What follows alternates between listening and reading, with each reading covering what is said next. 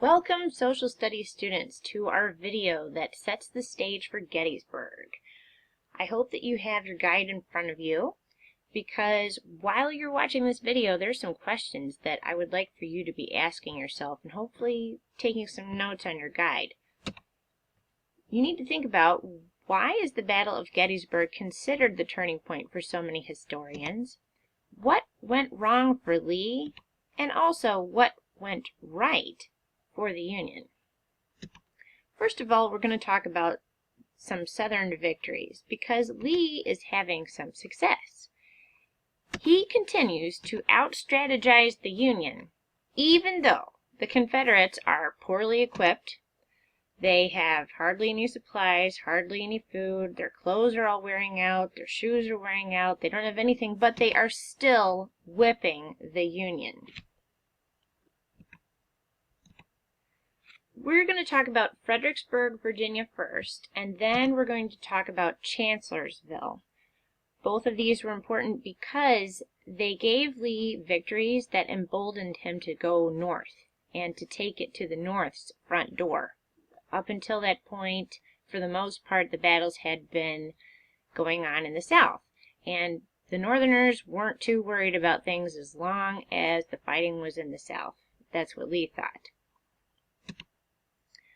So, the first thing we're going to talk about is the Battle of Fredericksburg, Virginia, which was on December 13th, 1862. Now, you may remember our old friend McClellan. McClellan was the general who was the chicken, who never wanted to go into battle and made up all those excuses for why, oh, my horses are tired, oh, we don't have enough troops, oh, I don't feel like going. So Lincoln finally fired McClellan, and Ambrose Burnside replaced him. There he is, with his wonderful whiskers, from which we get the name Sideburns. There he is, and he is ready to do what Lincoln said. Lincoln said, go get Fredericksburg, and he is prepared to do that. He has a much larger and better equipped army than Lee does. So, shouldn't be a problem, right? Easy peasy. However, Burnside lets Lee get entrenched on the high ground.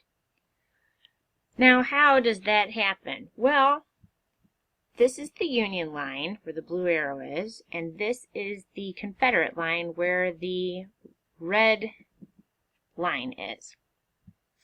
And Burnside was counseled not to have a frontal attack because Lee was so well positioned. Everybody knew that Fredericksburg was a bad spot because he was so well positioned. However, he took forever to get across the river with his pontoon bridges. That's what this picture is of. It's boats that you lay a bridge across so that you can get across.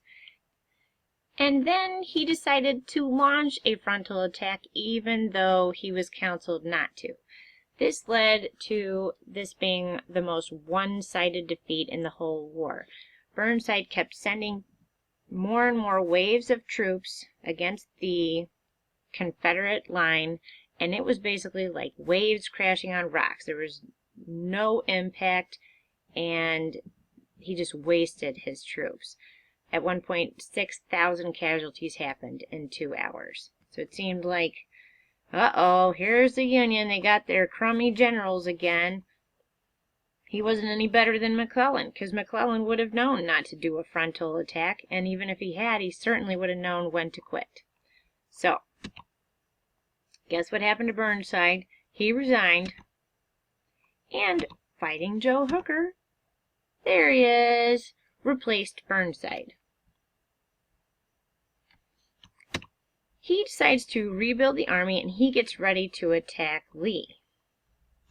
Unfortunately for the Union, though, Lee attacks first at Chancellorsville on May 2nd, 1863. He makes a bold move and decides to divide his troops and assault the Union Army on multiple fronts, and this does lead to him winning a victory at Chancellorsville.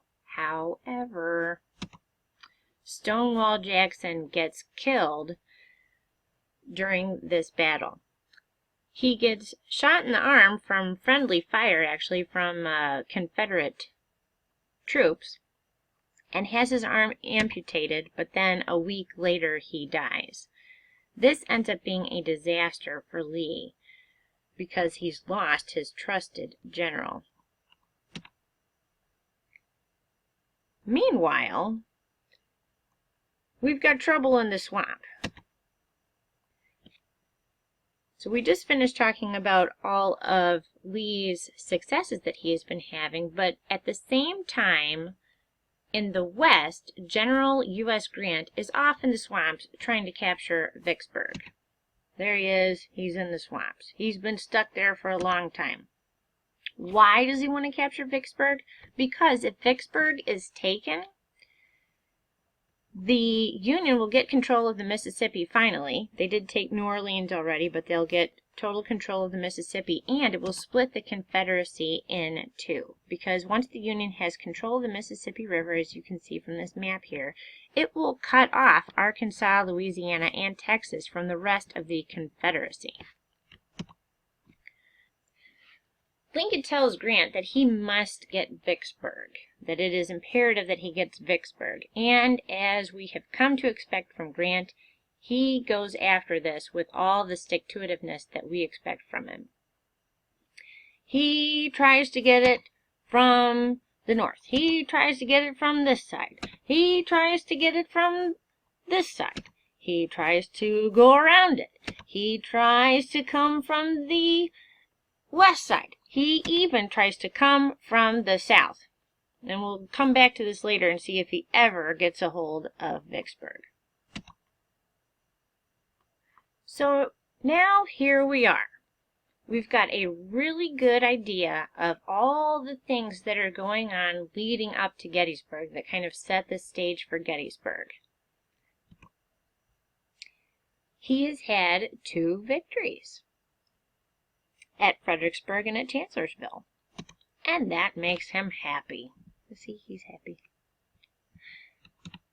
He also realizes that they have to do something about Vicksburg. It would be very bad for the South. It would just be over if they lost Vicksburg. So, he has an idea. He decides to invade the North. This would draw attention away from Vicksburg, which would be great. And also, if they get a big victory, he's hoping that the Union will lose support for the war, that people will lose faith and will perhaps be willing to compromise or to negotiate an end. Because remember, the North is getting really tired because it seems like Grant isn't having any success over there in the swamp. Well, thank you for watching, social studies students, and I hope that you'll join me for the next video where we talk about the Battle of Gettysburg itself. Thank you very much. This is Mrs. Stirk signing off.